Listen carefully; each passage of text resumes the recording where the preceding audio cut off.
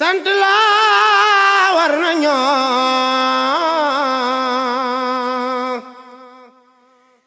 gërëm la war nañoo ay xel ñu ngi leen di nuyu di leen jaar di leen ndokkeel ginnaaw bi ñu jugee ci li nga xam ni moo di mawlut tey jii di bésub jaar Alaaji Cheikh xalifa baa ngi noonu génn jëm fi nga xam ni moo di Kaolack. macha allah fa tabarakallah Alaaji Ousmane mu ngi noonu gis ngeen ko le xalif général des xaadres au Sénégal Chérif Cheikh Naama Haydara doomu Cheikh Abdoulaye doomu Cheikh Talibou doomu Cheikh Saad Bou fas yéene dem fi nga xam ni moom mooy Kaolack ndax lii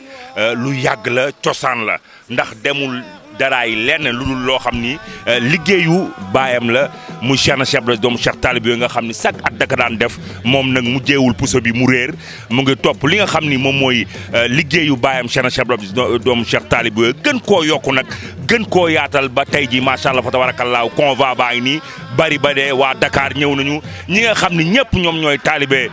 Cheikh Naama Haydara bokk ci kër gi ànd nañoo moom tey dooleel ko kattanal ko bi ginnaaw bi ko yàlla defee mu nekk xalif général des xaadr mbooloo moo ngi nii ñu fas yéenee ànd ak le xalif général des xaadr Cheikh na Cheikh Naama Haydara Alaaji Ousmane jëm fi nga xam ni moom mooy Kaolack. Alaaji Cheikh mu ngi noonu ginnaaw bi ñuy def li nga xam ne moo di mawlud fii ci kër Cheikh Talibou kër Cheikh Abdoulaye Haydara Thiès xalifa bi ne du ma ci yem ñu amal li nga xam ne moo di gàmmuwaat mu toxal ci ñaari fan jëm fi nga xam ni Kaolack te lii nag mooy lancement bi. mooy lancement bi tey la tàmbali dem Niodior dem fu ne incha allah après di ngeen ko dégg ci sunu kii. kon mi ngi noonu Alaaji Ahmed Babou la grand cadre mu ngi noonu mbokk yi départ nañ fi nga xam ne moo di Thiès jàmm gën Nimzaat direction Kaolack dara doolu ci ump ñu ànd ak yéen ba Kaolack. Khalifa Cheikh Abdoul Aziz Cheikh Naama